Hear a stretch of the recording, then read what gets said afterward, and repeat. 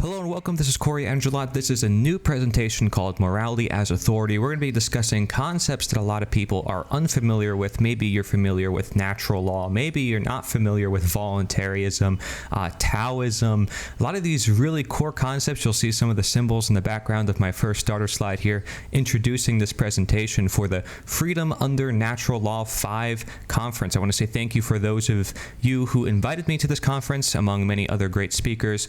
And I'm glad that we do this every single year because we need to get these ideas out there. There's a whole world of people who do not have the knowledge necessary to free their mind and therefore create the action that's required for the world of freedom, which is not just a world that is preferable, but a world that is destined. This is something I talk about quite a bit. And if you aren't familiar with my other presentations, I have a presentation on Lord of the Rings. In case you like that trilogy, I basically went through the whole series, talked about the different characters and the different ideologies or motives behind their actions. It's one that I find very interesting and one of my favorites. But these presentations that I have lined up for you guys are going to be very unique. And like I said, not a lot of people talk about these concepts, so it's probably going to be something new and something very insightful, I think, for a lot of you out there. Of course, with all my work, I always emphasize action. So we're not just going to get into the knowledge, but we're also going to get into the action. So morality as authority. This is the title of my presentation. And the reason why that is important, well, if morality is authority, it's something we should pay attention to, maybe something we should obey. Usually in the case of using the word authority, we're going to break this all down step by step. What is the concept of authority? The concept of authority, okay? The word authority implies what must be followed or obeyed. Okay, this is typically when people use the word authority, this is what they mean. But there's two different types of authority worth mentioning. There's a lot of people who might put the word authority in quotes because they say, under what authority? People might be pulled over by a cop and they say, hey, you know, you're pulling me over. Why are you pulling me over? Under what authority do you have to pull over me? You say you protect and serve, right? So what authority do you have? Is it the Constitution that says you're allowed to pull me over? I know my rights. I know I didn't do anything wrong. Why are you challenging me? I know my own authority. I know that the Constitution has authority over me. This is just one example of somebody using the case of authority. Another example might be somebody in World War II, a soldier following orders, saying, oh, I'm just doing what I'm told. This is my authority.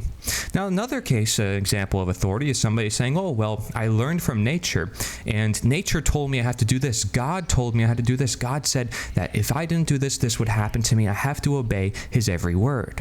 This is another scenario where people are taking authority in a different way. Now, the examples I used are all different applications of this word authority. So I'm going to dissect it into two different forms. And so we can get really clear as to what is this authority that people are using in the case of paperwork or man-made law and titles and different constructs of the mind versus maybe an authority that they find inherent within nature. Yes, indeed, something that they have to follow whether they like it or not. That would be an authority that nobody can dispute with, can they? Because they have to follow it. So this is where the concept of natural authority comes into play. It's respect, loyalty, and trust in nature. Allowing, okay, this is essentially what we're doing is we're allowing the world, the blueprint that we were given already inherent by the universe, we're just allowing it to further manifest into our lives, okay? So we have a respect for it, we care about it, we're loyal to it, okay? And so you, instead of saying loyalty in the name of, you know, oh, I'm following some king, I'm following some president, some minister, whatever, I'm loyal to nature, or maybe to truth, or we'll talk about morality itself.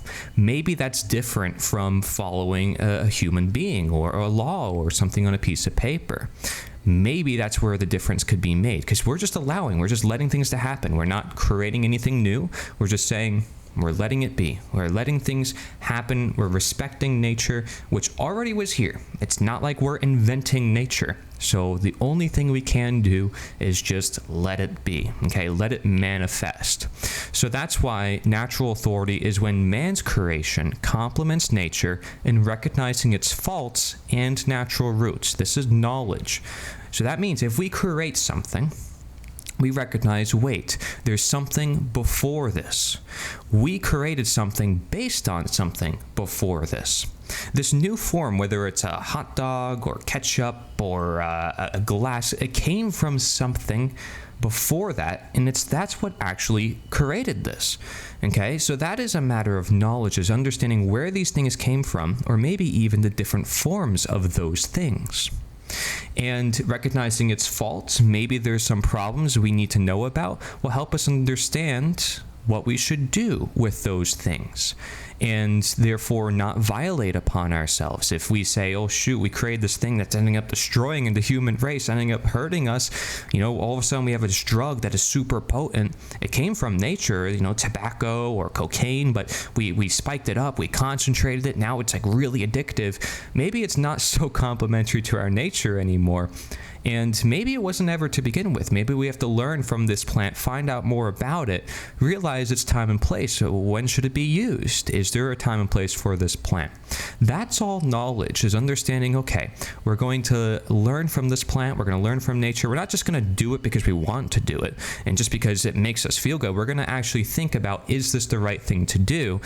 Because we're looking at nature, our nature of the body, respecting it, saying, wow, if I care about my health and I want to persist of my being, then I need to take care of it.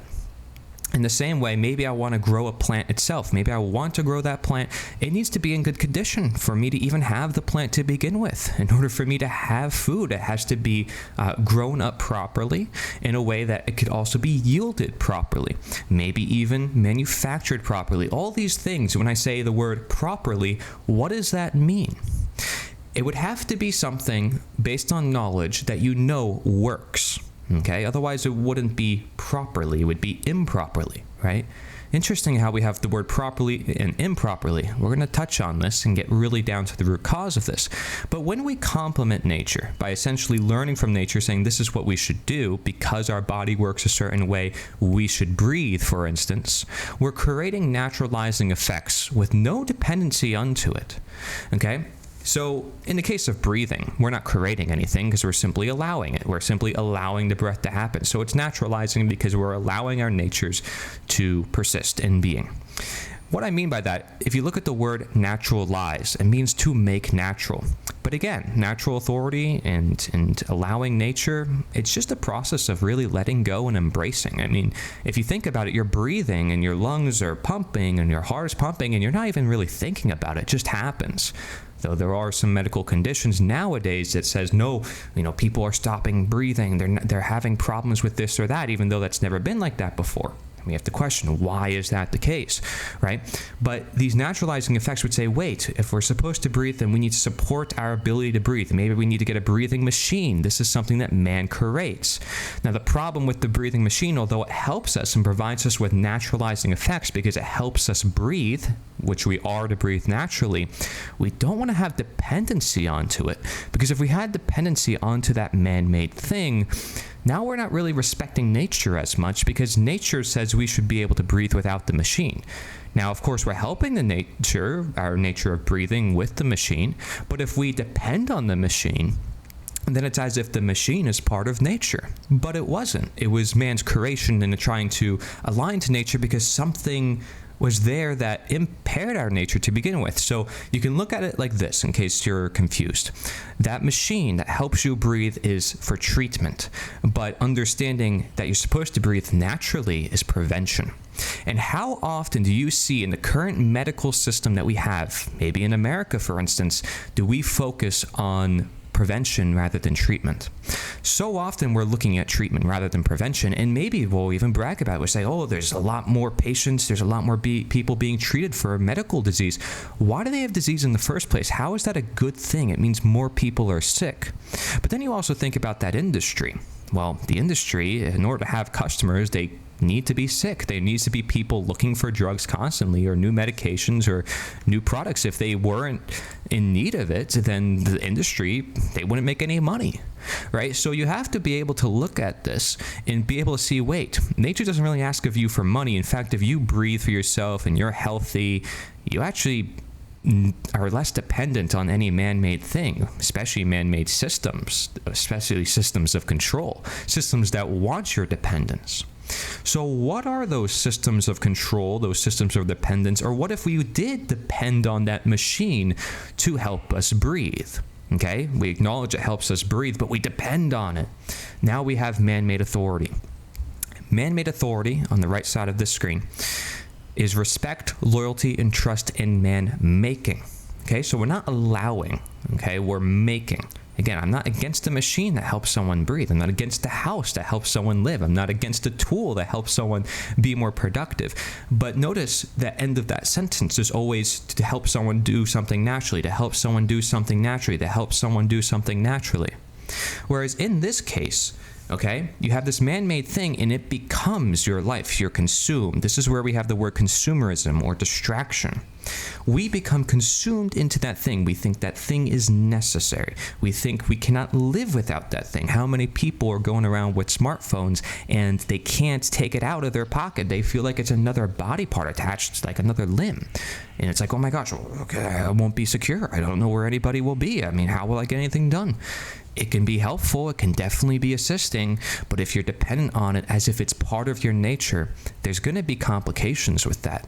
There's already tons of health studies out there talking about the side effects of being around EMF pollution or just being addicted to phones in general, how the phones are programmed to make you addicted, and how they're masking some of the natural desires of people. For instance, someone might want a relationship among people's naturally face-to-face with other real human beings, but instead they get that through AI and some artificial girlfriend or whatever that they get on some technology on some smartphone.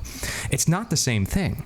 And it needs to be known that it's not the same thing, because somebody can become consumed and think this is the same thing, and it's not going to truly fulfill them. It's going to give them an artificial sense of that happiness, but they can't have a child with that person. They can't build a whole future with that person. And what if the electrical grid goes out? And what if all those dependencies go out? They don't have something that's everlasting. And you could say, oh, well, what about nature? Nature has faults too.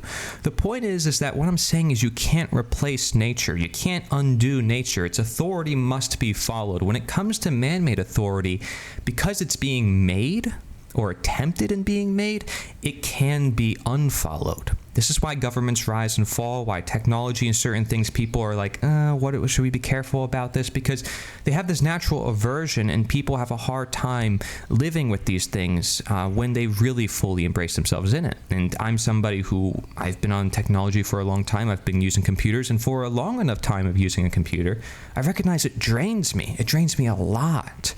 And I need to use minerals. I need to get more of nature in me to feel invigorated and full of spirit again. You know, I go in technology to try to escape the modern world, to try to feel better, but it doesn't actually work. Is this some subjective personal experience, or does it have some real foundation and understanding that we've always been a part of nature all this time, so we can't just abandon it? We can't just say, well, technology can just replace it. But there's a lot of people who do believe we can just replace what nature provides us, and you might want to call them transhumanists. People who think, okay, we can just change our gender, change our reality as much as we want according to our whim, according to our opinion. But your opinion is not the same thing as the truth, is it? What you perceive is not the same thing as what the truth is. In fact, you can only perceive certain parts of the truth. You can only think certain things work, but you don't know the long-term effect. And you aren't God. You aren't in control of this universe. You may feel like you can control different things and change different things, but are you really the one to do that? Maybe you need to come from more of a stance of humility and recognize and take a step back to realize that there is this higher authority than man, deciding the fate of humans' lives. And that is destiny itself. That is our evolution. That is, our effects overall, the consequences to human action overall, chaos and order, for instance, right? These are macro conditions of individuals that are comprising of that whole, having certain mentalities, committing certain actions. So if many people are ingrained in man-made authority and they think we can just change things as much as we want, you might end up with a society that is detached from nature because they gave no respect to it. Whereas a society that is respecting nature and giving more credence to it, you might see them growing a lot more plants and letting things happen more so, and more relaxed, more chill, not so fast-paced, trying to go at each other's necks all the time, trying to grip and hold on everybody's lives. This is the very difference between natural authority and man-made authority.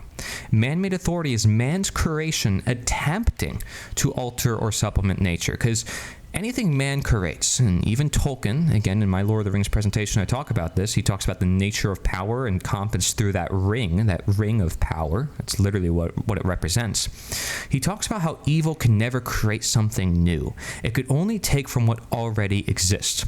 This is basically the whole concept wrapped into a nutshell. Everything that I'm saying could be simplified into a little bit of words, which is why you're just going to see it simplified down in this presentation, and I'm just going to be providing you with a bunch of examples as we move on. Because the truth is, evil doesn't create. The word evil, if you literally inverse it, means live, right? L-I-V-E. Replace that E-V-I-L. That's evil.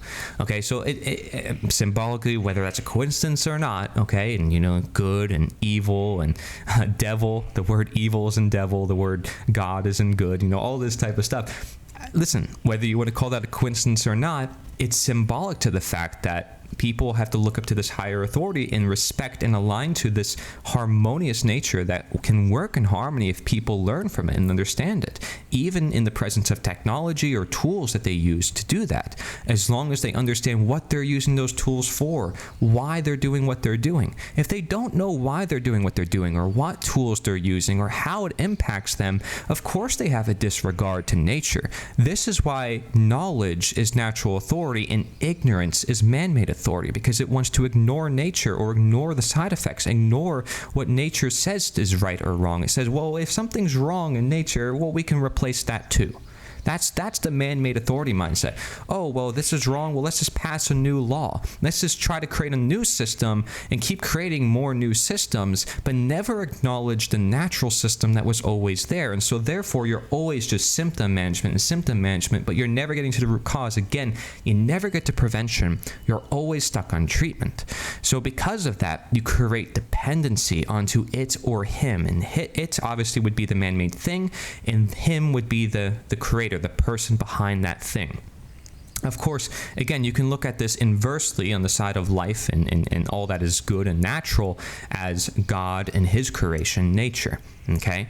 But in this case of man-made authority, it's humankind and their creation, okay? So it or him. What we create. If I created this glass, that's the it. I'm him, okay? The one who created that glass. If I say, hey, you have to be dependent on me, or you have to be dependent on this glass, that's man-made authority. But if God says you have to be dependent on him, it's like, oh, well, you have no choice. He's God. Dependent upon nature, it's like, well, you have no choice. It's nature, right? So you're already dependent on nature, but that's because you have no choice, which is why you have to allow it. There's no dependency on nature because it's basically required by the get-go, okay? So whether you like it or not, there is a dependency there. But there's no dependency on the man-made things that help us with getting there, okay? Because that would then lead into man-made authority if we did have a strong reliance on the man-made things, okay? So does that mean, okay, you should recognize your house is not perfectly secure? Yes. Should you recognize the food may not be perfectly healthy that you create? Yes. Does that mean that the drug you take may not be perfectly best for you? Yes. It makes you question everything to realize not everything that humans create is perfect. In fact, it can only take bits and pieces of the universe, of knowledge. Our goal is to try to become perfect, or at least optimal or sustainable, so that requires knowledge. And the more we don't want to become optimal or sustainable, the more we sit back in our ignorance and we say, well, it doesn't matter, what happens. I mean, listen, it is what it is. And you can say to some extent that's just letting go in action, but that would be different, because if you're letting go into nature and saying, well, nature will decide the course of action from here, versus I'm going to let go and let man decide, this government or some politicians or my doctor or some scientists, the experts, it's going to be a different scenario, because now where are they putting their emphasis on? If they're working with nature, they would want you to also work with nature. This is why a naturopathic physician, for instance, the word naturopath, this is a doctor, an ND. You may not heard about them, but this is a whole field of medicine, often censored and attacked all throughout history. Naturopathic medicine is supposed to work with nature for the patient, but they recognize that in order for the patient to heal best, the patient has to work with nature. And so the physician really isn't doing anything except facilitating nature into the physician's life. They're just allowing nature to do its course within the patient's life, and recognizing and help the patient to recognize that nature is the one doing the healing. It's literally one of the naturopathic principles is, do no harm, is the first do no harm, and healing power with nature. It's one of the naturopathic principles, and it's very important because if you don't recognize the foundation, you build a tree, you build a building, it falls, right? Every tree in nature has roots that go far and wide, and they're always searching for water. They're always feeding off of something. If you don't understand that, you cut the roots, you cut the tree, the tree is not going to function anymore, right? And it could possibly grow back if you didn't cut it so much. But it's all about knowledge, is to say, okay, well, do we want this tree? Does this tree benefit us? What is this tree doing? And who are we to decide that we should take away this tree as well, unless we really feel like it can benefit our nature? Because there's always going to be things that we're going to touch in our reality. We can't not touch anything. We can't just meditate all day and do nothing. This is a new age fallacy of saying, well, let's just sit back, let's just not do anything, okay? Because even in Taoism, the idea of non-action, or Wu Wei, which we'll discuss, is not doing nothing. It's recognizing you're not allowing the man-made take over your life. You're not allowing man-made authority. You're letting nature take the course. You're letting things be as they are to be, not letting things be if they're evil. Like, you wouldn't allow a poisonous plant to continue to poison you. So this is just all the matter of understanding ourselves. And again, it's the very distinction between knowledge and ignorance. We'll talk about this. So just ask yourself these two simple questions. Must we follow nature, or must we follow man? If you say, yeah, we have to follow nature, then why are we following man? In particular, I'm talking about man-made government or doctors, scientists. You say, well, because the doctors and scientists, they know better than me about certain things. Okay, they know. They have knowledge. What about the governments? A lot of people live under governments they don't like. There's a lot of things happening they don't like, and they know it's not good, and they know they shouldn't, that there shouldn't be certain things. Do they have a choice not to participate with them? If you have a doctor, you have a choice not to go to that doctor anymore. You have a choice of what you want to put in your own body. Well, what about the government? Do you have a choice if you want to pay taxes or not? Do you have a choice of what you want to do with the fruit of your own labor? See, this is where it gets problematic, because who's asking for dependency? Here's a doctor or scientist who has knowledge, who's not asking for you to be dependent on him, although you might, if that's your choice, okay? But here's a government who says you have to be dependent on it, and in fact, in order to have power over you, they need to have certain knowledge that you don't. Maybe they want to keep you in ignorance, because knowledge is power, and they rely on the fact that people follow them, otherwise they don't have a paycheck. They rely on you paying for their paycheck. They rely on you believing in their authority. Otherwise, they can't even rule. Okay, so be able to connect the dots here, because this diagram right here is just can be applied to anything in life. Okay, anything at all. So let's break it down even further so we can understand everything that I sort of just jumped at with you guys here. Nature is birth, okay? That is what nature is in a nutshell. Nature, from Latin natura, means course of things, natural character, constitution, quality, the universe. By the mid-14th century, it's the forces or processes of the material world, that which produces living things and maintains order. From the late 14th century, as creation, the universe, or hereditary birth, hereditary circumstance, essential qualities, inherent constitution, there it is again, innate disposition, and initial character. You'll notice I highlight some of the words here: constitution, birth, and initial. Okay, what do you see as the pattern here among these definitions? I see a pattern here, and that pattern is this idea of birth, or that there was something before us. There's something that we don't have necessarily control over. To some extent we do. You can call this nature and nurture, right? How we might nurture each other into a certain nature. But for the most part, changing the constitution of life or the universe itself is not something any human being has the power to do. Okay, we can change maybe things within nature, but we can't change nature itself. Like, we can't undo the birth process. That birth process is always going to be there. people are always going to breathe. We can attempt to make them not breathe, and therefore we can end up hurting ourselves. We can attempt to do all sorts of things in this universe, not that we should do it, and that's where we have the ignorance or that man-made authority coming back into the picture, okay? So if we respect what was there before us, and we respect birth, we respect maybe our birth rights, if you want to add even more context to this, then we would allow human beings to live. We respect their natural authority, or at least nature, that says for them to live just as much as us, because we all are within nature, right? So this applies worldwide to everybody. The birth of everybody. Everybody goes through a birth process. Everybody has their initial character as a baby. They grow up and they have the certain qualities and certain organs and a certain blueprint.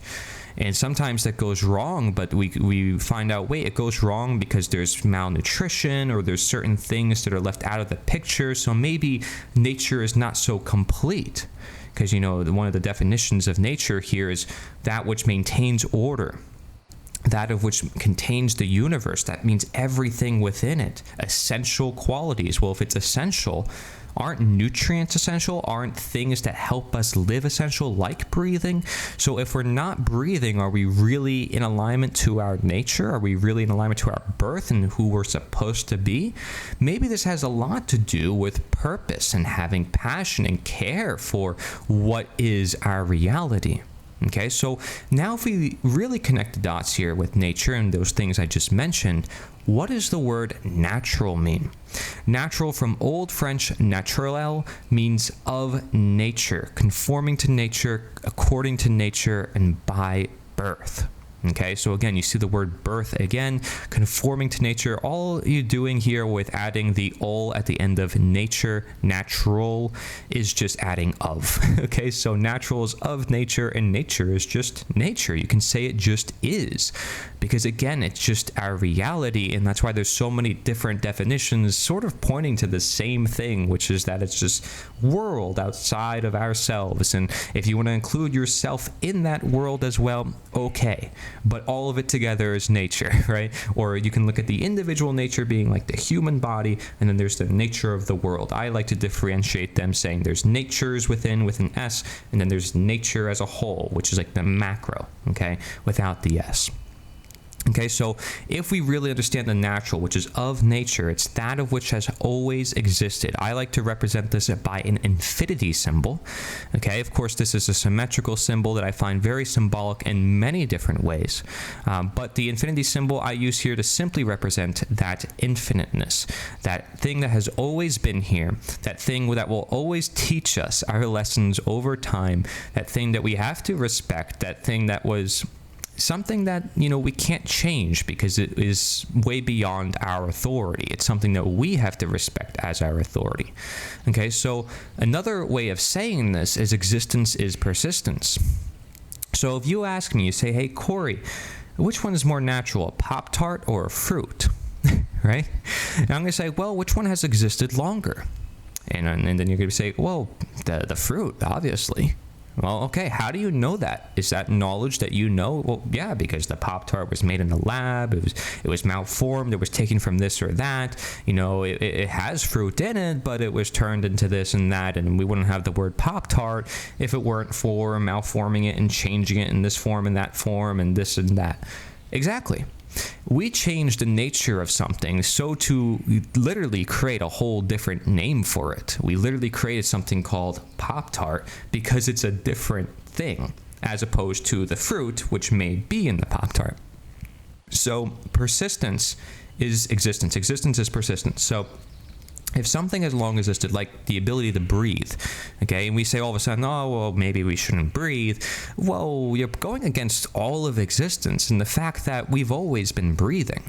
Okay, now somebody might argue, say, well, slavery has always existed, therefore it's natural. That's what a lot of people assume, but actually, no, it hasn't always existed, and people can exist without it. And if people can exist without it, then it's not a requirement, and it's not essential, and it's not natural. So it's all a matter of knowledge, of understanding what is natural. And this is a process of discovery. This is a process of learning. Altogether, it's a process of being able to experience our reality. one way or another. Okay, we learn through many different methodologies, and we shouldn't just limit it to just one. We shouldn't just limit it to one ideology. We shouldn't just limit it to one person or one select area of the world. We're all in this learning process together because we all share nature. Again, we all go through this birthing process. We all go through these certain experiences at the end of the day, and we all have certain basic requirements like food and shelter and warmth and, drinking water, right? And we all generally also recognize what is right versus wrong. Okay, most people know it's wrong to hurt another individual. This is not something to be ignored, and just because you can make exceptions does not mean the principle should just be thrown out the window. Like, oh, well, just because there's an exception here, it means, oh, there's no morality. No, that's not the case, right? It's about understanding, okay, why is that exception here? Maybe it's because there's more knowledge to be obtained. And if there's more knowledge, then, okay, we understand how this universe works. The universe is very complex. For us to just put general blanket statements out there is not something we should do. And as far as I'm concerned, okay, if anybody doesn't like the definitions of nature or natural here, share with me another definition, because as far as I'm concerned, all the definitions of nature align to what I just said, which is that it's that of which has always existed. It's the birth, it's the initial character, it's the Constitution. And it's funny because a lot of people use the Constitution as a word, typically meaning man-made Constitution, something they write down saying this is what gives you your rights, or this is what we must live by. And if we must live by it, that assumes the Constitution as this natural thing, and a lot of people do. They say, hey, Constitution is something we have to live by, and God created it, and this nation is perfect the way it's supposed to be. You don't think people have said that about Nazi Germany or, Russia? They all had constitutions as well. A lot of them saying you have the right to freedom of speech, to vote, and all this other stuff. And they're just saying things that already exist in your nature. It's not the piece of paper that makes it true. It's the nature that makes it true, because you can't undo nature. And you can only teach what is already there. You can only make it allow. You can't declare and say, I hereby declare that what is right is not hurting another human being. It's like, you don't need someone to declare it. You don't even need someone to write it down if it's inherent as a basis of truth. But you can have somebody remind you of that, as long as they're saying, don't depend on me for that answer, and because I said it, that's what makes it right. It's like, no, just because you said it or just because we wrote it down does not make it right. It just is right. That is this concept, again, of natural authority as opposed to man-made authority, which would say, oh, well, just believe me, what I said, because I wrote it, because it's on this thing. It's dependency, ultimately. Okay, it's not allowing, it's making, attempting. So we're going to get even more clear with a lot of examples like this one, understanding that morality is naturality. This is the core concept as to why morality is authority, and because if nature must be followed, what is morality in relationship to nature? Here's a quote from Frederick Douglass, who's an abolitionist. I call myself an abolitionist as well, because we're trying to end modern slavery, at least all forms of slavery, not chattel slavery, not, working on some plantation for free. I'm talking about all forms of slavery. Frederick Douglass really sums up the whole concept of morality in this one quote. Okay, so I want you to listen carefully. The morality of the act I dispose of as follows. I am myself. You are yourself. We are two distinct persons, equal persons. What you are, I am. You are a man, and so am I. God created both and made us separate beings. I am not by nature bond to you or you to me. Nature does not make your existence depend upon me or mine to depend upon yours. I cannot walk upon your legs or you upon mine. I cannot breathe for you or you for me. I must breathe for myself and you for yourself. Notice his words, cannot, must, depend, make, not make, okay? He's very clear here. I cannot breathe for you or you for me. I must breathe for myself and you for yourself. We are distinct persons and are each equally provided with faculties necessary to our individual existence. In leaving you, I took nothing but what belonged to me. Of course, he's referring here to the fact that he freed himself. He was a slave on a plantation to some man-made authority. He's saying by nature he's meant to be free. He only took back what belonged to him, is what he said, which is what he allowed to happen. He said, I'm going to allow nature to be my authority, which is what I was supposed to be under in the first place. That's why he said, I took nothing but what belonged to me, what was already there. So he's not attempting to create or make anything new. He's simply recognizing what was already there and embracing it. That is his nature. Okay? And in no way, he says, he lessened your means for obtaining an honest living, because you belong with you as well, you know? Just because he recognizes, hey, he belongs with him, well, so do you belong with you. You just don't belong, like, he's not bound to you. He doesn't have to be a slave to you. Like, that's not something that he has to do. That dependence you just made up. You indoctrinated him. You made him believe that he's supposed to be a slave. But he realizes he's not a slave anymore because he educated himself. I mean, he said education is what makes you free.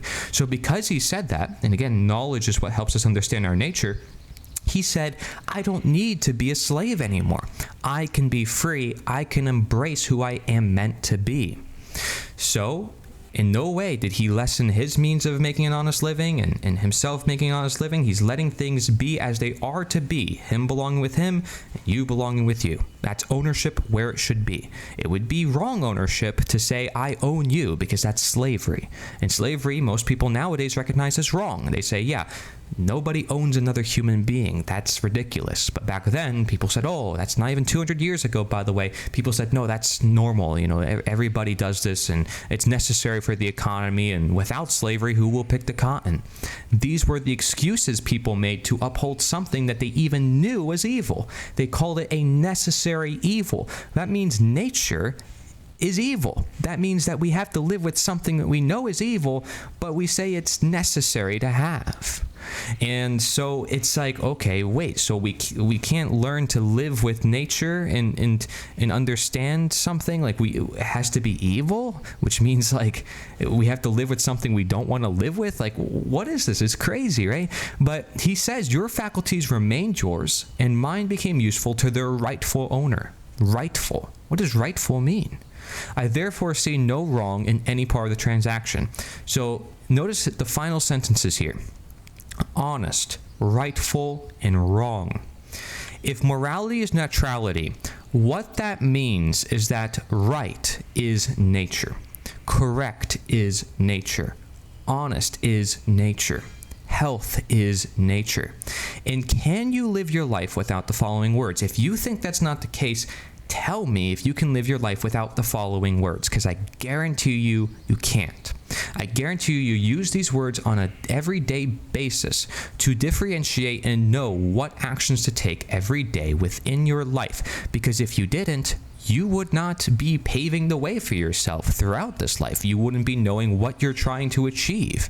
You'd be creating unintended results for yourself. You'd be creating chaos and things that you don't want to create.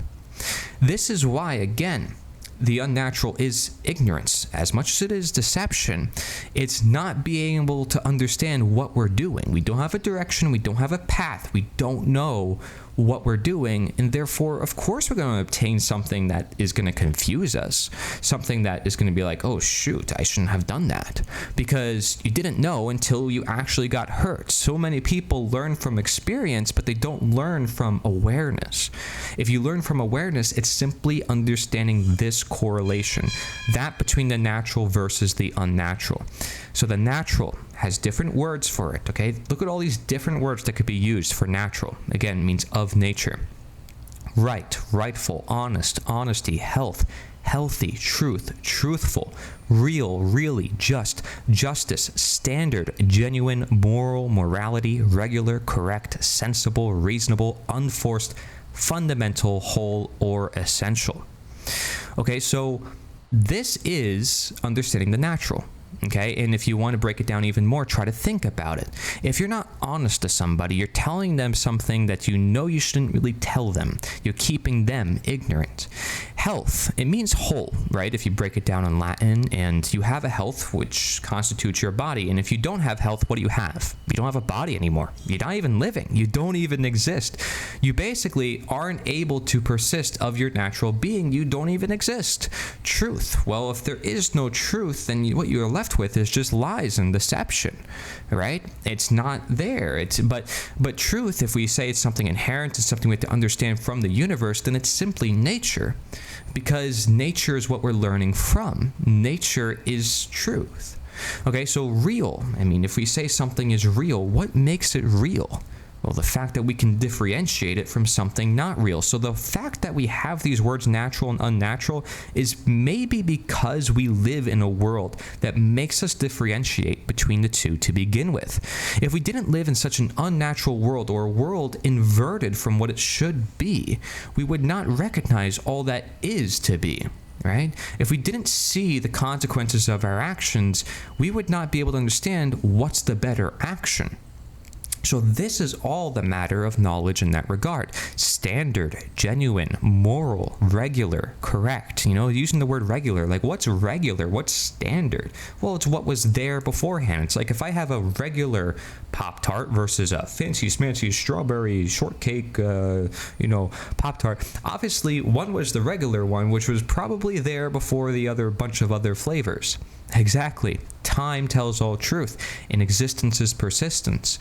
Okay, so one is more natural than the other, at least in regards of looking at nature. Of course, that whole thing is man-made anyway, so it's a bad example, but you get the point, right? Obviously, if we took an apple and then we turned it into a Pop-Tart, then it's like, yeah, one is unnatural and one is more natural.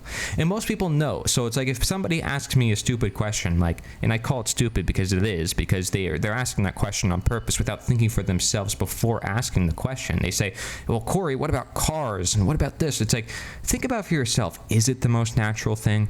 Okay, start with that basis. What's more natural than cars? Okay, now, be able to compare and see what are the problems. Why do we use cars? Does it provide us with any benefit? Otherwise, we wouldn't use them, right? Just be able to have the common sense to see it. And if you have the common sense, you're able to see the bigger picture. You're able to see nature, because health means whole. If you see the bigger picture, you have knowledge. You are now, maybe you want to say common sense. You are sensible. You are seeing things. But if you're trapped in ignorance and you want to see a certain way of reality and keep it limited, and you don't want to look at the whole, and you don't want to see the truth that might be there, you're actually limiting nature. And if you're limiting nature through your own perception, you're actually using man-made authority and keeping it there, and you're not acknowledging natural authority, which tells your mind to always expand. There's always more places to see. There's always more to find out. You don't have it all figured out. You're just one human being among the world of so many other human beings. So there's a world of discovery, a world that you have to respect and learn from and allow to learn from. If you don't listen, you're not going to be able to speak. And that's the whole idea. If you don't learn, you're not going to be able to act. And this is why, what is natural is also what's unforced, and it's fundamental and whole or essential, because really, when you sit back and listen, you're taking in so much more. How often do people speak rather than listen? Especially a doctor or a politician or somebody who says they claim how they know how the world should work, or they claim to know how somebody's disease operates. Maybe they do know certain things, but they're not that person that they're trying to help. They do not live their direct life. Okay, the doctor treating the patient must respect the fact that the patient knows themselves the best, because they are themselves. Even if the doctor knows certain things about the human body, they're making a generalization based on knowledge which the patient can learn from too. And if the patient had that knowledge, that would be ever more empowering, because they can then apply it directly within their life. And that's where the knowledge should be, if that's what they need for their nature and what's going on. So this is like, you can apply it to medicine, you can apply it to anything you want. This is not limited to any one particular subject at all. And if you look at the word unnatural, it's basically just the opposite of everything that's natural. Because again, it can't create anything new. It could only take what already exists and invert it. So you have wrong, wrongful, dishonest, dishonesty, unhealthy, unhealthiness, untruth, untruthful, unreal, not really, fake, artificial. And again, just because something is artificial does not necessarily mean it's bad, okay? But it's not something that is more natural, or at least it could be used for something that is bad, but anything could be used for something bad. So Cory, I feel like there's more context that needs to be made here, doesn't there? There is. If you see this contradiction already within what I'm talking about, there is one more clarification we have to make that will help break this all down very easily. Okay, it's a simple one-sentence phrase that I have that really sums it all up. Just as I said before, existence is persistence. Well, same thing with this, okay? Because maybe what's natural to use is not the same thing as what's natural to exist or what's natural to occur. Maybe they're three separate things that we have to respect and learn from. Okay, so what's immoral and morality, abnormal, aberrational. I like aberrational because it's basically saying literally you're not thinking. Basically you're obtaining results that are from not thinking. Forced, pretended, it's like you can't reason with it. You have to make it happen. You have to try to attempt something into existence and try to force people under your will because they won't comply with you naturally on their own. They don't want to, follow you and emulate you naturally. You have to make them comply.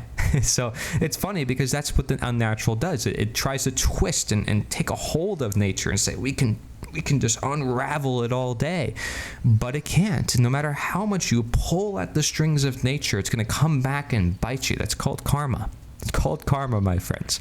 It's called natural law, some people want to call it, right? That's where that comes in, okay? If you want to apply it to the whole here, natural law would just be another word for nature because the word law just means inherent conditions. Natural means inherent. So it's like inherent conditions, and nature is the inherent condition. It's just nature. There's laws that govern everything in nature, and we don't understand all of them. Some of them we can try to put into equations, but some of them are so complex and they work through so many different ways. It's like, how do we put this into an equation? Well, we just have to understand all these different perspectives, and then we can make it maybe a meta-analysis, but even then it's going to be really difficult to make it an equation, right? So, of course, I'm trying to break it down here through a philosophy perspective. Of course, other words for unnatural include feigned, contrived, or incorrect. Trying to change the universe, actively making, attempting. Okay, the natural is just letting things be. If you're honest with yourself, you're just going to say, okay, I'm going to be honest. And it's much easier to just be honest. And you may say it's easier to lie. No, it shouldn't be easy to lie. That would be a problem. Okay, it should be easy to be honest. It's much harder to keep a lie. You can lie once or twice, but to keep that lie, it's going to be very difficult because you recognize you have to be honest at some point.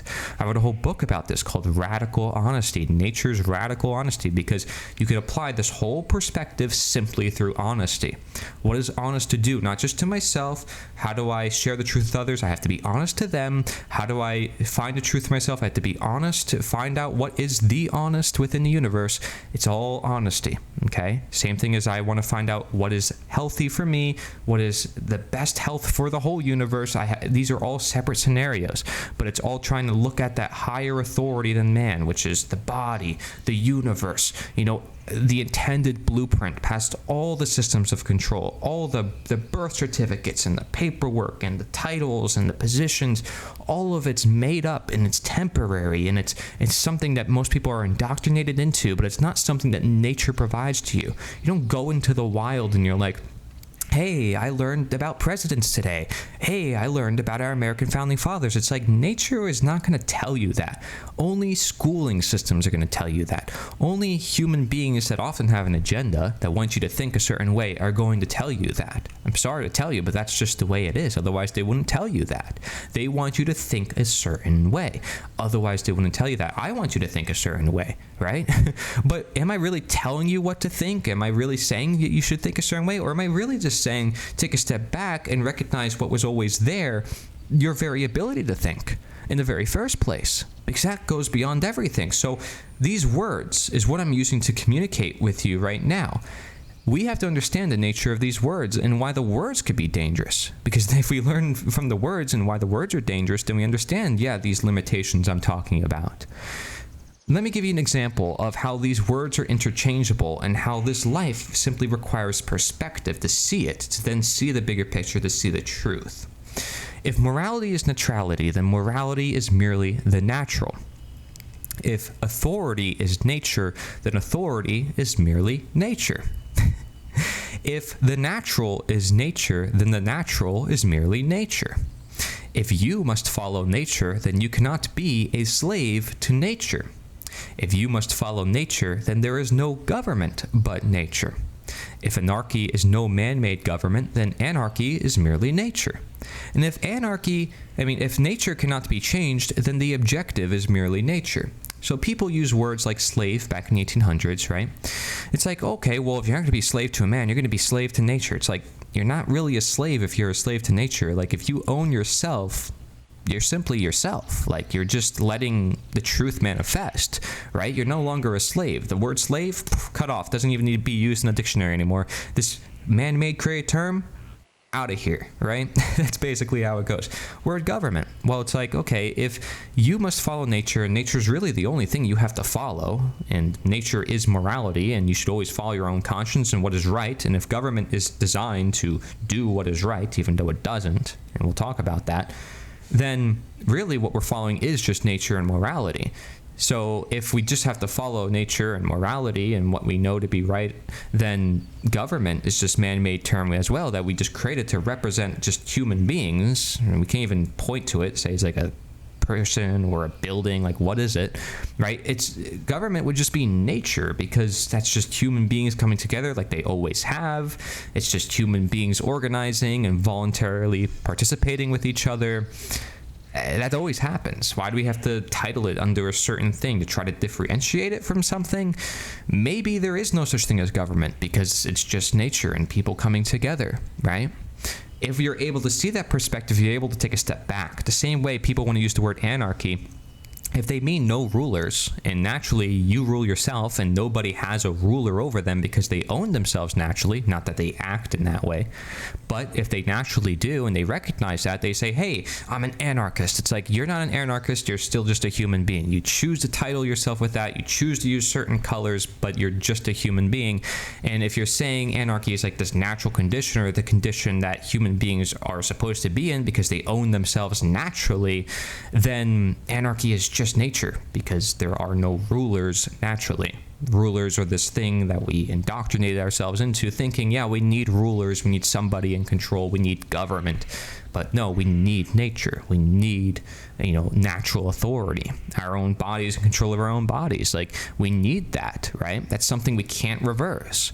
And so it's like, when we say the word natural, it's just nature. It's another thing. Again, I said we wouldn't even have that classification system of natural versus unnatural if it weren't for a world that we felt like we were being detached from. If we felt like there wasn't a differentiation to make because of our abandonment from source, our lack of harmony or unity around other human beings, or our universe as a whole, not being able to live with it, of course we're going to make that differentiation then, right? And so, authority, same thing. Again, like, you wouldn't even have this whole concept of authority if you recognize nature just is and you have to follow it. It's like, it is authority. There is no question or even having to say it's authority. We don't even have to call it nature. It just is, right? But recognizing it, because in the face of something that is trying to be nature or trying to replace it or ignoring it, that's when it can come of use. And that's what we're doing here all throughout this presentation. The word objective. Objective means something that's like inherent and something that can't be changed by human beings. Nature can't be changed by human beings. We could change different parts within it, but nature as a whole, if something we have to respect and learn from because we're part of this universe, we're only one person, and nature was here way before us. The objective is just nature, because if there's going to be anything that's objective, it would have to be that, because it's something that human beings did not create, and it's our inherent condition. It even says it in the definition. Okay, morality, same thing. If morals are something we're supposed to live by, we're supposed to live by nature, then morality is just the natural, like, of nature, we're supposed to do, right? And again, the natural is just nature, like what we are, who we are supposed to be, and we're just working in alignment to that. If you make any morality that's not based on an intent, a purpose as such, then it's like, what are you making this morality for? Your own gain or for some particular gain, but not for the world. So you can't say it's a moral standard for everybody. You can't say it's a moral framework that people can live by, and therefore it's not really principle. It's not really morality. It's just your opinion. You know, it's really just ignorance at that point. If you're not willing to say, okay, my morality is trying to improve, it's trying to apply it to everybody, it's trying to find out what is actually right to do. So does authority help? Okay, if we're looking at the concept of authority and we're trying to break it down so much more, does it help? Well, if man is our authority, does it always work? Okay, mankind will always have different problems, right? We always recognize, yeah, there's going to be crime, there's going to be, different systems of control, and we say, oh, well, it's always going to be here. Well, is it? Because as far as I'm concerned, there were Native Americans here before America, then maybe before that, I don't know, in Europe there were like 100 different governments just in the area of Germany and Greece and China. It's like, gosh, it's like every single certain amount of years there's a new government that rises and falls, and there's mass democide, and democide is actually known as the #1 cause of death. So like, that's really concerning, right? It's not timeless at all then, and it's not universal because it only applies in certain regions and certain areas of the world, and their moral principles are different from others. So if you go from one state to the next, it's like, this plant substance is legal here. Next state, it's illegal here. It's like, it's the same plant. I don't get this. If we have some sort of moral framework, if we're learning from an ever-present nature that's universal, why would this plant be seen as illegal here and like legal here? It doesn't make any sense. Like, we need to be able to understand what we're doing, because if we have this conflict as to saying, oh, well, it's not legal, but it is legal, it's like, we don't know what we're doing, right? So this is man-made authority in a nutshell. It's like, I think it's bad, so therefore I'm going to pass a law, I'm going to make a government, and I'm going to declare it's bad, and if anybody has it, well, too bad, you have to do what I say. That's what man-made authority is in a nutshell, right? Is ignoring the fact that individuals have their own body, their own choices, living their own lives to make whatever choices they want to make. They're not harming other people. They're not saying to other people that they must live a certain way. But you are the one saying, well, whoa, this is so bad. We need to control everybody. We need to do this. We need to do that. We need to make humans be better. We can't learn or teach them to be better. We need to make them be better. Can you make someone healthy? No, they have to make themselves healthy. You can help guide them. You can try to give them the right tools, but they still need to be the one to take the tools into their own hands and do the work themselves.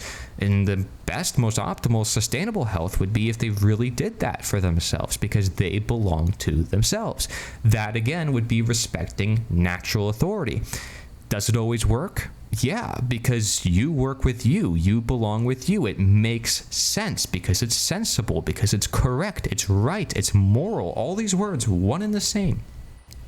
It's universal because I can say that for every human being in the world, that every human being belongs with themselves.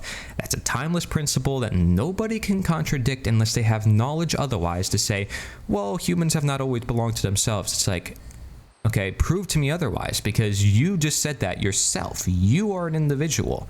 Like, unless you're saying what you just said right now is not something you just said. You're saying someone else said it for you. It's possible that someone may have influenced you, but you literally said that just now in this moment, presently, right? I mean, that's something that no one else is saying for you right now. You have to be responsible for your own actions and truly hold yourself accountable, because you own yourself. There would be no need for responsibility or justice or any of those notions if we did not recognize simple ownership. We wouldn't have ended chattel slavery if we didn't recognize this natural authority. We wouldn't, ending chattel slavery wouldn't have spread to the rest of the world if the world wasn't saying, wait, we're not supposed to be enslaved, we're supposed to be free. So if our goal is freedom, truth, or morality, from which do we achieve it? Is freedom a natural condition, or is it something that man provides to us? Is truth a natural thing, or is it something that man provides to us? Or is man simply a guide there that can help naturalize into that, as I said before, to help make natural, to allow Or should man take over that role and say, well, in order to be free, you have to sign this birth certificate. You have to be under this government. You have to be under this law. It has to be done a certain way. You have to follow my moral guideline. Two very distinct, different authorities here being played out. So what is the natural authority? Well, the objective is the objective, from lacking direction to finding direction, attaining purpose and accuracy. I said before that the word objective is merely another word for nature, because it can't be changed and it's not created by humankind. So the objective, that of which we see and recognize as nature, is the objective, as we're trying to align to it. The objective is the objective, okay? So objective morality is natural authority. I mean, if you even just replace the word natural with objective authority, the only objective authority that can ever be in the universe would have to be nature, because you can't undo it, okay? And again, if you replace the word authority with morality, it also works, because these words are literally just the same thing. Okay? Objective morality is just natural authority because it ever can be. You can't change nature. You can't say, well, one day this is right, but now it's wrong. It's like, unless you don't understand nature, it doesn't make any sense. Okay? Unless certain conditions change that altered that nature of that circumstance. But as far as I'm concerned, murder will always be murder, and slavery will always be slavery. And if it wasn't always like that, then chattel slavery, we wouldn't have ended the way we ended it. We did what we did because we saw there was a destiny, and we saw there was a purpose, and we saw there was a direction to achieve. And so we wanted to become more accurate with the truth. If we didn't have that pursuit of truth, we wouldn't have done anything in our lives to try to make our lives better, because we wouldn't have a concept of better without looking at some sort of best or optimal or sustainable. We need to always have these goals and values and purposes within our life, because this is what keeps us living in the very first place, let alone what keeps us happy and maintained and say, wow, we have a purpose and we feel better about it. How often do you see purpose is so necessary and lacking in today's society, but can help people immensely with their health because it's ingrained within their nature that they're supposed to have purpose? But how many people are living their lives with 9-to-5 jobs, just doing the grind and not really thinking about what they should be doing for the betterment of the world? But they do know what's better for the world, but then they ignore it, or they say it's impossible. Then how could they achieve it? Right? So it's like they're ignoring it. Of course they're going to allow the unnatural, because the unnatural relies on ignorance. It relies on people not helping to create the natural and letting go into that. Instead, they let go into the man-made system. They say, oh, well, I have no choice but to live with the man-made system. I'm just going to let go into it. You're letting go into something that's evil. You're letting the poison you continuously. You don't allow evil, you allow good, and you keep the good by just letting the good be good. And so the subjective makes us the subject. Alternatively to the objective, subjective is basically the opposite. So if it's not something that's not created by man, and something that, we cannot change, it's something that is changeable, that's something that is created by man. That's the subjective, okay? And it makes us the subject or the slave, because now we're looking up to some person's opinion or whim as to how society should operate. We trust them in their word, and maybe we trust them because of knowledge, but we don't know. Okay, if we don't know, then that makes us in ignorance, and we have to be very careful with subjectivity. If the subjective is based on trying to constantly obtain the objective, then we're on the path of the objective. We're looking up to natural authority. But if we stay stuck on the subjective and we stay dependent on that man-made thing, this thing made of certain whims and just limited ideology, then of course we're going to be stuck in man-made authority. We assume that the subjective is the objective, and we embrace ignorance. Okay, so we assume that man is nature, and we accept the fact that is, and we think it's a fact. We attempt for it to be a fact. We embrace the fact that we're ignorant of the fact that naturally that's not the case. Naturally, we own ourselves, and that we should not just look up to man, we should look up to truth, and man could only be a stepping stone there. But we must acknowledge the truth, ultimately. Ultimately, we must know morality. We can have other people teach us morality like I'm doing here, but if they're saying you have to look up to me for morality, they're taking the place of authority. And that is moral relativism. That's what makes moral relativism dangerous. Moral relativism, if it was human beings thinking for themselves what's right and wrong individually with their own conscience, then it's actually natural authority because they're looking up to their conscience, they're looking up to the truth. But if moral relativism is limited to a human being saying, well, humans can decide what it is, and it doesn't matter what nature says or what truth is, and we can just decide for everybody else what the truth is because it's our opinion and our whim and it's all it ever is, then that's man-made authority because we're limiting nature to man's creation, to man's ideology. It's man-made authority. So this is the very distinction between man-made authority and natural authority. It's objective morality versus moral relativism. Not a lot of people use objective morality or moral relativism in this lens of context, but when they do, it's indisputable. Because again, you cannot contradict nature, but you can contradict man. And that's why anything man creates will never be perfect. Okay? Even if it's trying to help us with our nature, well then, let's do that, right? Then we'd be respecting natural authority. But if we ignore nature and we say, oh, well, because it is imperfect, well, I guess it doesn't matter. I guess we can just keep creating more man-made things. I call this the appeal to denature. The fact like, oh, nature is imperfect, so I guess we can just keep creating more man-made things and keep trying to change things. It doesn't give us an excuse to make more man-made things. The same way how just because there's some exceptions in basic simple morality of right versus wrong, of understanding what causes harm or what creates a victim or what steals from another human being, just because there's some contradictions does not mean we just throw out all basic principles of understanding right versus wrong. You know, even C.S. Lewis warned people about this. He said, if you do abandon that, you create men without chests. And he called that universal basic morality as the Tao. Very, very core concept, which understands this yin and yang and letting go into the natural universe. It's actually considered one of the first real anarchist, documents all throughout history is the Tao Te Ching. Basically saying that there's a government that you don't even see as a government because it's just nature. And that's it. There's no such thing as anarchy. Even the book The End of All Evil by Jeremy Locke says there's no such thing as anarchy. It's just truth. It's just nature, right? Just as government is an illusion, anarchy is equally an illusion because there just is nature, and that is the only thing we actually have to align to. Anarchy just happens to be in alignment with nature, and government happens to be against nature. But if anarchy is just in alignment with nature, then it's just nature. Okay, so that is such a concept that would make a lot of people very hard to wrap their heads around.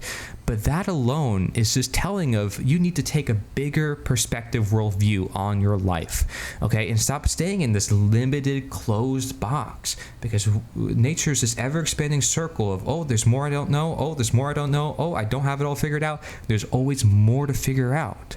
That's why none of us are perfect. That's why none of us know how everything should work for everyone else. This gives us such a sense of humility to never rule over our fellow man and tell them how to live their own lives.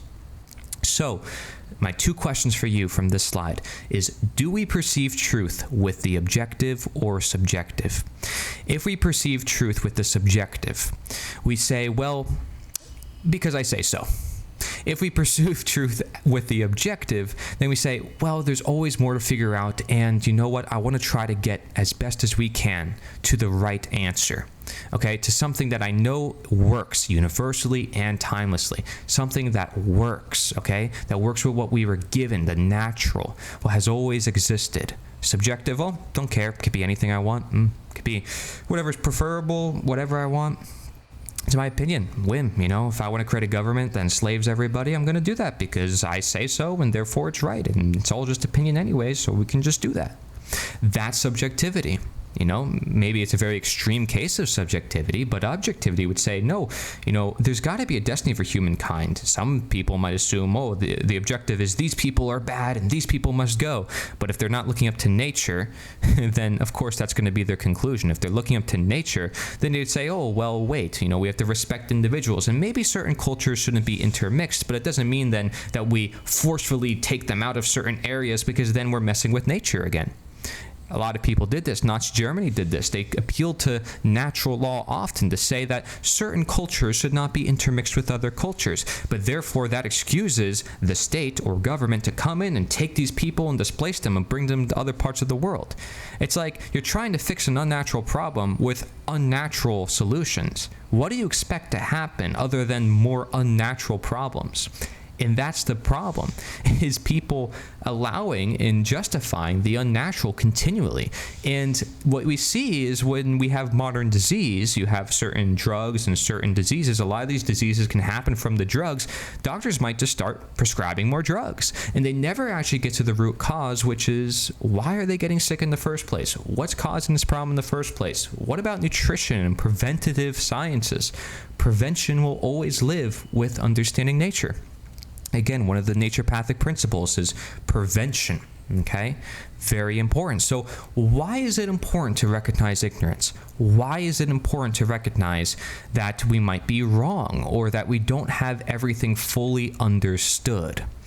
This can be summarized by our understanding of basic good and evil and how we think, speak, and act, okay? The very distinction between knowledge and ignorance is between good and evil.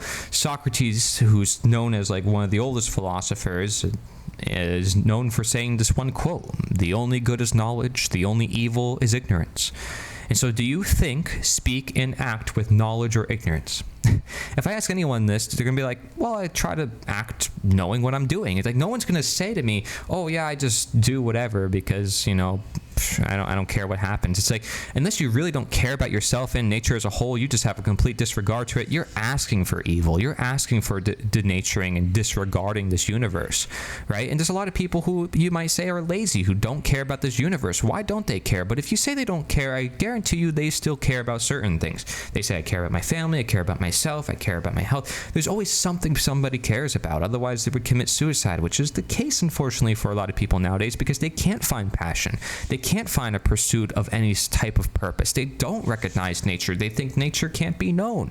They think it's already known by scientists or experts, so why should they start to learn it? They don't realize that they can have a connection to it personally and understand it for themselves in a way that nobody else can because they live their own unique life. That should be inspiring for so many people to understand, wait, I have knowledge that other people don't, simply by existing. Simply by being, I have experiences other people don't. I can see perspectives that other people don't. Do I really understand that and use that to my advantage? This is why certain people produce amazing music and they're like, wow, how did you do that? I can't produce that. Yeah, because you're not them. Oh, how did you do that? Well, you know, some people are just unnatural, people say, at doing things. Well, how do they become a natural at doing things? Well, because they simply embraced who they are uniquely as a human being, and they fed into that. They naturalized into their natural self. They found out, what is it I like to do, and what is it I could do more of for my being that I know I can do. They know they can be a certain thing, and so they put all the effort and time and energy into doing that, right? So this is all core to passion and purpose, which again, so much of my generation especially suffers with. And it's very good for them to have that purpose because it gives them direction. And having that purpose is a matter of knowledge, actually. Okay, so if you are ignoring, you're falling off the road, it's like, don't care about the path, I don't care about the direction, where are you going? You're going to fall off a cliff, you're going to jump into a hole, you're going to be missing, and no one's going to know where you are, you're going to be confused, no one's going to figure you out either. And not that people can figure me out, because I'm quite confusing as well, but perhaps that's because there's so much mass information, and perhaps because nature has been overall shrouded by the mainstream. If you listen to this right now and you're like, Cory, I understand what you're saying, congratulations, because there's might be a lot of people who don't, and an ever future of people who don't, because they don't understand the prerequisites to what I'm saying. They can't even comprehend the language, let alone the concepts, okay? Because everything requires knowledge and perspective to see it. So, if the only good is knowledge and the only evil is ignorance, then good is knowledge and evil is ignorance, quite literally. Good is the knowledge or embrace of nature. Okay, now nature again is the natural authority, the infinity symbol, right? And we learn from nature and for what is good by naturalization. Okay, and so this is something where it's like, okay, if I want to make myself better because I know it's going to make myself better, so I do it because of it and I do it for it, right? And so you have this dual purpose here that brings life into a harmony, into a balance. It's like, I want life to be better, so I'm going to know what I'm doing. I'm going to support or give to the natural, and you have this continual cycle of the natural supporting the natural leading to evolution. So you can look at like right to good to evolution. right? Whereas you have wrong to evil to involution, or humanity going to extinction, if you will, right? And that's the unfortunate part of it. It's because you can have scenarios where many people die. Like I said, democide, where so many people disregard nature's authority or their own conscience of what they know to be right versus wrong, just to follow the orders of the few because of man-made authority. That's why evil is the lack or disregard of nature by man-made authority for denaturing, which is violating or stealing from the natural. Yeah, I'll bring these people to the camps. I'll bring them to the gulags because my authority said so. I'm going to ignore my conscience. I'm going to ignore what I know to be right. I'm just going to do it because my authority said so. So therefore, man-made authority totally takes the place of natural authority. There's no knowledge or embrace of nature. There's just a lack or disregard of nature. And that therefore creates this inverse scenario where you have this dystopian, totalitarian nightmare of a police state that takes over everybody's life. Nobody wants that, but yet that's the world that they create for themselves because they ignore themselves. That is the concept of the natural versus unnatural, is people literally giving into what they know they shouldn't give into. In the case of government especially, this is apparent. You're going to see why more when I literally bring up questions you can ask yourself about your own belief system. Statism. Most people have never even heard of this. Again, most people never even heard of voluntarism, but yet they help us understand, because it's knowledge, what we are to do with our own nature, as opposed to just ignoring it and just saying we should just follow orders. It's like, you should always think for yourself. You have a mind. You should use it. You have the ability to reason. You own yourself. You don't belong to another person where they can just use you as a tool and a pawn. Let's place this person here and use them as we will. No. Please, please, please think for yourself. Please do what you know to be right, okay? So here is other phrases that you can use to help summarize everything that we talked about in this presentation, okay? Nature is good insofar as is known. Nature is good insofar as it is known, because you can't have a concept of nature or what you know to be of nature if you don't know it. You can't make an appeal to nature if you can't make an appeal without knowledge. You need knowledge. It's a prerequisite to nature because you learn from nature in the very first place. You recognize its existence because of knowledge. You recognize, oh shoot, this is a world outside of me. This is a world I need to learn from. And that's what makes it good, is understanding you live within it, understanding you have to live with it. So the idea of morality being authority or connected to that of nature is required by knowledge, okay? Knowledge is like this prerequisite requirement, and without knowledge, you cannot have the concept of good or nature, which again, morality is neutrality in the fact that we cannot avoid nature, we must work with it. So man must work with nature, and therefore man must know, man must think, man must breathe, man must speak, man must know to do the things that nature gave to him, and he should not ignore it. Because when he says, oh, I shouldn't think, speak, or act, it's like, you're not going to be living after a certain point. Oh, but I could put this mask on. Oh, but, you know, it's fine. I'm just going to not speak here and there. Oh, I'll just follow orders. It's just here and there. It's just for this. It's just for that. And the more you permiss the unnatural, the more you are dishonest. What are you doing? You're permissing the dishonest. You're allowing it to manifest. You are saying, evil, I want you to take control of my life. I say you are allowed to be evil. I basically say the evil is allowed to be good. I basically say there's a necessary evil. That's what people do with government. That's what people did with slavery. And that's what people do with their justifications for man-made authority overall. So, just because something naturally occurs does not mean it is natural to exist, and just because something is natural to exist does not mean it is natural to use. Okay, there's many scenarios where things might happen to people, and it doesn't mean it's supposed to happen. For example, somebody might have a disease. Oh, well, this disease just naturally came about. It's like, well, why did the disease happen? Okay, is it natural for that disease to occur? Maybe not.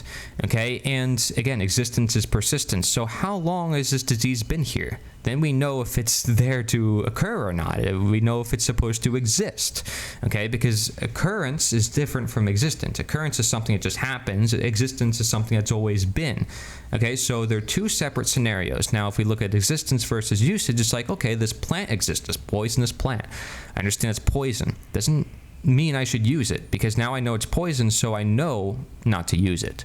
Okay, so that is understanding there's a difference between occurrence, existence, and usage, without even using all these other words. Just understanding the difference between these. And most people do it in their everyday life. It's like, yeah, I understand the glass exists and I use it for a certain purpose. And like, I can use it for different purposes according to what I want to use it for. Anything natural could be used for evil depending on how I use it. You know, like a hammer, anything I can hurt people with. I can do so much with these things. Okay, there's not like one intended purpose for it, but I can understand what I can do with it. I can understand why it exists, and if it's supposed to exist, if I'm supposed to depend on it. I can understand so much about every little thing. And this whole philosophy, which I call naturosophy, by the way, this whole presentation and understanding all this, opens our eyes and opens our minds to say, what is the reality we live in?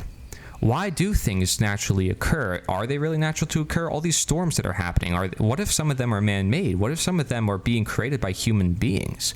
You know, maybe they haven't always existed and they just started to occur now. And just because they started to occur now and they're occurring all the time and they seem like they're naturally occurring does not mean that it's natural to exist. Okay? And just because something is existing naturally, because we found out, yeah, it's always been here, doesn't mean it's natural to use, because we have a nature of our own and the plants have a nature of their own. There's animals that have natures of their own. The world has a nature of its own and all the natures within it. So being able to respect that, to see that, to listen to it, is being able to learn from it. We cannot learn from nature unless we are able to step back and see this reality with an open mind and look at these different scenarios and these different peoples and these different realities that are all present, okay, within this one reality we call nature. So education is ultimately leadership. When we talk about government and politics, I want you to think about leadership. I want you to think about influence. They're not necessarily the same thing. Saying to someone, do what you're told, is not the same thing as saying, I'm going to teach you how to do what you think what you should do. You know, I should teach you and guide you and bring you up to who I think you should be. But maybe I have to help you in your own process of that, because you know, I have to respect the fact you're your own person and your own nature says, I can't breathe for you, I can't do these things for you. So maybe if I'm too harsh on you and I tell you to do certain things, that's not going to really help you either, okay? Even if I can convince you that that's something you should want, why should I convince you, right? Maybe I should try to find out, what is it that you want to learn? What is it that you want to do? So education is actually leadership, and leadership, if you really question, I ask you, like, what is real leadership? Like, if I just ask you right now, what's real leadership? You're probably going to say, well, it's somebody who is admirable, somebody who's done great things, who is somebody worth emulating, right? Again, it's voluntary. It's somebody, it's like, yeah, I'm inspired. I want to learn from you. Yeah, the word educate, from Latin educere, means to bring out or lead forth. So education is literally leadership. To educate is to lead out of ignorance and into knowledge. That's ultimately what it's doing, because why would you educate someone on something they already know? You only educate people on something that they don't know. So you're bringing them out of knowledge, ignorance, and into knowledge. You're basically helping them see more of nature and therefore seeing the bigger picture, seeing health. And you're being honest with them if you're teaching them and you want them to learn. You're not deceiving them, so you don't want them in ignorance. You bring them to knowledge. If you were deceiving them, you're not educating them. You're doing the exact opposite, right? You're actually hurting them. This is why ignorance can be just as bad as deception. But yet they're the same thing, because the knowledge of nature is not present. And as long as it's not present and nature is lacking, so everything and every man-made symptom and thing created is just trying to fill in the gaps and fill in the holes. And again, it's just symptom management, but it's never actually true fulfillment. So real education is real leadership.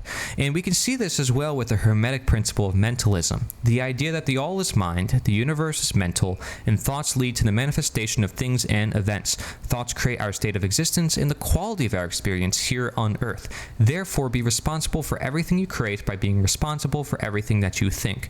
So many people in politics or around the world in religion and anything think that in order to get people to think certain ways, they have to impose their will on others. They have to force them to think certain ways. No, you have to teach them. You have to get their minds free. And once their mind is free, everything from there their body is free. The mind determines everything in this universe. This is why Frederick Douglass understood that he had to teach himself and educate himself in order to free himself, because that's how powerful the mind is. It can do wonders for every individual when it comes to freedom, because freedom is a mental state. Bob Marley said it, Mahatma Gandhi said it, so many philosophers all throughout history have said it's a mental state.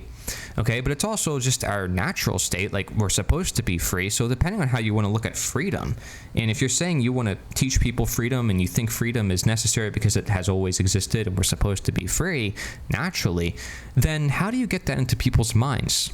And why should you have to get that into people's minds? If they're naturally free, all you have to do then is take out the barriers and the things that are holding them back, the things that are wrapping their minds in ignorance. That's got to be some man-made system or thing that is constantly bombarding with their natural ability and their ability to see this greater world of potential and freedom, to realize I can do more than just this. I don't have to be a slave, and I can get off this plantation, and I can learn new concepts.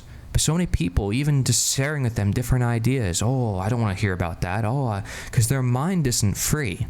So if you really want to create a better world, you have to free their mind.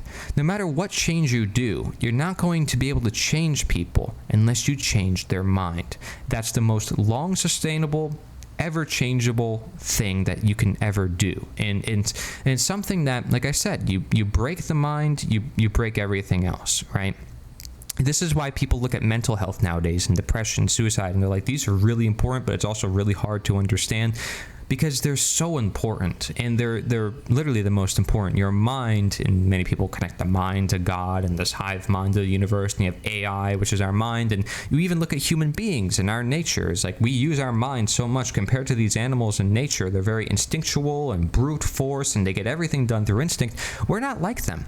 We use our mind so much for everything, so we're very much mental creatures, or spiritual creatures, however you want to look at it. And so if we respect that, and we want to encourage the evolution in humanity and say, yeah, we can think for ourselves and we should, then we would teach others. And there's no other way to get there. Literally no other way other than education.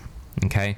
Because again, it's going to be counterintuitive if you say, well, I can be nature and I can dictate and tell them to live a certain way, because now you're not teaching them, you're forcing them, and you're doing the exact opposite of education. You're deceiving them because you're keeping knowledge hidden from them, saying, well, they're never going to learn, by not teaching them. So conscience is from Latin conscire, which means to know together. Remember that we're all part of the same reality here on earth in nature. So when we know together our reality, we're able to all live among it. If we all have these ideas of nature within our mind, or the natural versus unnatural, or what is right versus wrong, we know what we should do. Now, it's our choice whether we want to use that or suppress it in the case of authority, man-made authority in particular, and that's where statism comes in. So you can have real leadership, you can have education, but maybe you can have also things that aren't education or leadership, and that includes man-made authority, which seeks to say, just do what I say because it is what I say, and it's subjective, and it's, based on my whim, my opinion. Let me just ask you a few questions again. Who can you best teach? Yourself. Only you can teach yourself ultimately. You're the one listening to this. Everything goes through your perception. How do you teach? You can't teach them saying, well, you got to do this. They won't learn. They're just going to do it because you say so, just because you have a gun in your hand. Doesn't mean they're going to actually learn from it and know why they're not supposed to do certain things. They're going to do it just to appease you. They're going to do it just because you said so. That's not learning at all. How do you heal? Do you heal someone saying, you have to take this drug or you have to go through the surgery? And it's like, no, it's not working with the patient. It's not working with the client. Do you heal discriminating against certain people? Like, no, you respect every human being because they all have the ability to heal. And you give them the faith to heal. You recognize their mentality is the most important thing first and foremost. If somebody has cancer, you're like, recognize it. Don't let this hurt you. You can get through this. You are stronger than that disease. You can get past this. They find out the mind is so powerful when it comes to defeating disease. No coincidence. You have to heal with your mind first and foremost, being free and ready to heal and being able to take the healing steps necessary to attain health. Being able to use the real for reality, the truthful for the truth, the natural for nature. All these concepts, very important. We can lead without man-made authority. Can we? Can we lead without man-made authority? Do we need someone telling us constantly what to do? Are we children that we need to be directed and guided like sheep on a plantation, constantly telling us what to do? Or do we have the ability to self-direct ourselves, to learn what we should do in our life? Do we have an obligation to teach others morality, or are we actually teaching people authority? Because in the current school system, we're teaching people to just follow orders and do what they're told. And if we're teaching them morality, then we're basically teaching them to be anarchists. We're teaching them to be sovereign, which means above rulers, to be their own ruler over their own self, to have self-mastery. Because they think for themselves. They own themselves. They have their own authority in themselves, but they're not man-made authority. It's natural authority because they naturally own themselves. So they lead themselves and therefore lead with natural authority. They don't lead with man-made authority because otherwise they'd be led by someone else. Okay, so you naturally lead yourself. Even if you say other people lead you, it's like, no, you are the one living your life. You're the one taking the action. You can say you do what you're told, but you are the one taking the action. So it's ultimately your own decision. You can blame it on the masters all you want, but you're the one taking the action. You're the one carrying it out. So what always teaches us? It's going to be nature. It's going to be our reality.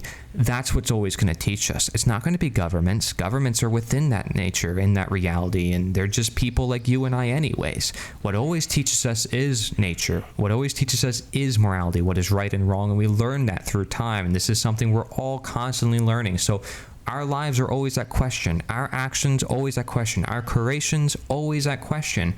But nature is the answer because it's always there and it doesn't change. Even if we change and our creations change and we rise and fall and destroy our own species with nuclear bombs and all sorts of things, that's our own fault. And we can very well take down the same structures we build all the way back up, okay? And maybe nature will do it itself through a natural event or whatever, just to show its own authority, just to show that it has power over man, because man thinks they can overstep their boundaries.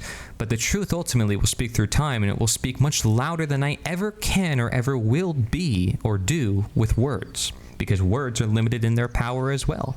Words are limited in their perspective. I can only speak so much of nature, and I can only speak so much as one person within nature. You would help make the situation more complete, which is why we have to educate each other and ask questions like these to each other to hold each other accountable as to understanding, am I following natural authority? Am I recognizing that morality is authority, nature is authority? Here are the questions for you. Is there any means by which any number of individuals can delegate to someone else the moral right to do something which none of the individuals have the moral right to do themselves? Do those who wield political power, presidents, legislators, etc., have the moral right to do things which other people do not have the moral right to do? If so, from whom and how did they acquire such a right? I encourage that you pause this presentation and read these questions for yourself, because this is something I had to do, and it took me a lot of boundaries and crying to get past, and my own understanding, because I was very politically connected. I supported politicians. I thought they were great and necessary for our universe, and government was necessary for morality, and I was trained to think obedience is virtue, that we need some people in charge. But no, you can still have leadership without authority. You can still have association and involuntary hierarchy without involuntary hierarchy telling everybody how to live their own lives. You can still have organization without slavery. You can still have production without control, over the market with all those regulation and taxes and all this stuff. You don't have a truly free market when you have all that. Number 3, is there any process, constitutions, elections, legislation by which any human being can transform an immoral act into a moral act without changing the act itself? Number 4, when lawmakers and law enforcers use coercion and force in the name of law and government, do they bear the same responsibility for their actions that anyone else would who did the same thing on his own? Again, reciprocal, understanding, nature, universal, timeless, everybody. We should not contradict our own minds and nonetheless truth itself, right? Number 5, when there is a conflict between an individual's own moral conscience and the commands of a political authority, is the individual morally obligated to do what he personally views as wrong in order to obey the law? So this whole presentation is basically a summary of everything that I talk about within naturosophy, a philosophy I developed to understand nature and its relationship to us, and basically how we can look up to it and learn from it and teach it to others, and from every different perspective. You know, I mentioned health, I mentioned science, I mentioned AI. I mean, you can literally apply anything to it. There are no limits to what you can apply to this philosophy. I see so often people like to limit nature to certain ways of thinking, and my thinking is not to do that. It's in fact trying to say, okay, let's take the step back and realize there's always more, and we need to see more, and there's all just a matter of knowledge. Because knowledge is always seeking more. If I said the knowledge of this, I'd be limiting it. And I say knowledge of nature, but nature is this whole that's ever expansive, so it's not really limiting it, right? When I say nature is the answer, I'm not limiting the answer because it's something that you have no choice but to live with. I'm actually saying, here's a whole world that you live under, and I'm not saying anything else. I'm really just reminding you of who you are. And that's what we need, is moral teachers who can simply remind us of who we are, especially going into times of uncertainty and people not knowing who they are. That's because they lost a sense of their own natural being. They don't know who they are because they have no direction. They're wrapped in ignorance because they're wrapped in a man-made system. And they don't realize that man-made systems are not going to help them. The natural systems will help them. And you can use man-made systems for the natural systems so long as they recognize the natural systems beyond the man-made systems. But in that case, at a certain point, you won't even need the man-made systems at all. Right? And the goal is to live sustainable and optimal lives, and not to have counterintuitive institutions or systems that control us and keep us down. Slavery we don't need to live with. Political slavery through governments are no better than the chattel slavery of the past. In fact, it's even worse, because it's a greater illusion of freedom, thinking that, wow, you know, this is a system that has long existed, and, you know, because it said that chattel slavery is illegal, that's what made it wrong. No. Absolutely not. Understand the truth in nature itself. Nature speaks to us directly, and we don't need to write it down on a piece of paper. We don't need a politician representing the truth for us. We can simply understand it for ourselves and teach it to one another and be humbling about it, rather than saying, I'm the authority, I know it all, and you have to follow me. I'm not claiming that. I'm certainly not claiming to know the answers. Government is. Check out my book, Government is Unnatural, Anarchy is Natural. Summarizes all these concepts. The first chapter goes into the whole concept of the natural, right? Second chapter goes into the concept of government. Third, anarchy. And then fourth, moral suasion, which is basically the action of how to get out of this mess. There is an action. I create a whole movement website for that action, nita.one, nita.one. I created a project called the Liberator 2, which is what I consider the greatest project for freedom in all of independent media, for anyone and everyone to get involved. They can do something, literally anything: collaboration, networking, news, radio, events, activism, interviews, and more. Everything is there. Recommend going to that website and get involved. You can send us your article. I'll turn into a video for you.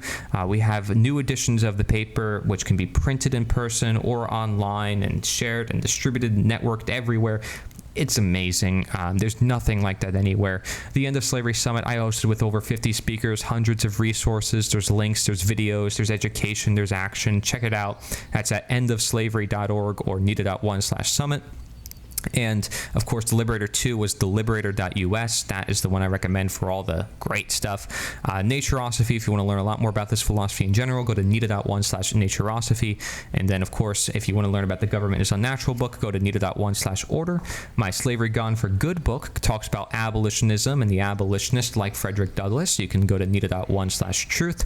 And for all my links and resources, there's a lot out there. Go to taplink.cc/CoryHealth. I've made sheets about all sorts of different topics. You know, I've made summary sheets for natural law that you can print into the streets. I've made documentary questions. I've made interview questions. I've made sheets for all sorts of things over the years, so feel free to check it out.